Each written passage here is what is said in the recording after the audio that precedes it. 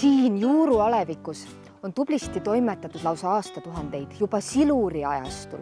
Umbes 443 miljonit aastat tagasi toimetasid siinsetel aladel tublid trilobiidid, kelle kohmakate pahklike käppade laotud lubjakivi lade peaks auga kuuluma maailma imede nimistusse. Juuru ajaloos on tähtsaks verstapostiks 2. veebruar 1967, mil 5 meest leppisid Juuru endise vaestamaja trepil kokku, et asutavad sinna muuseumi. Toreda kokkusattumusena asub Juuru just nimelt Mahtra sõjaga seotud alade keskmes, nii et muuseumi temaatikat ei olnud tarvis kaugelt otsida.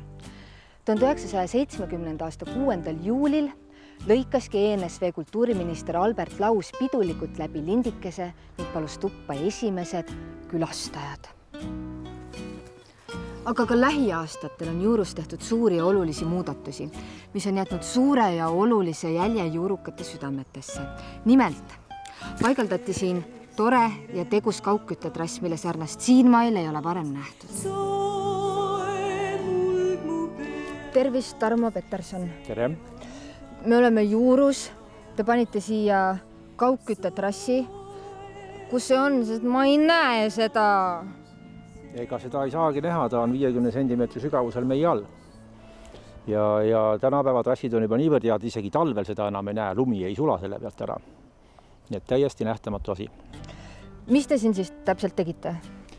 800-meetrine trass, mis hakkas kütma lasteaeda ja hooldekodu niinimetatud rohelise energiaga. Aga võite päris kindlad olla, et lapsed ja vanurid sellest roheliseks ei muutu.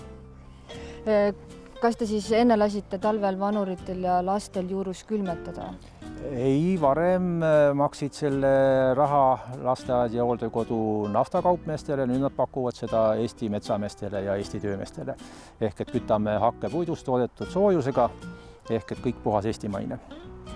Kui sügavale te selle täpselt panite, ega te juhuslikult ei kahjustanud Juuru kuulsat lubjakiviladet? Peab pattu tunnistama, et 5 sentimeetri sügavuselt ikka ei kahjustasime. Aga meie õnneks ainult 5 sentimeetrit, nii et me ei pidanud päris raiuma seda sisse. Aga vastu tuli ta küll ja hästi ilus on. Kas trilobiidid tuli siis ümber asustada?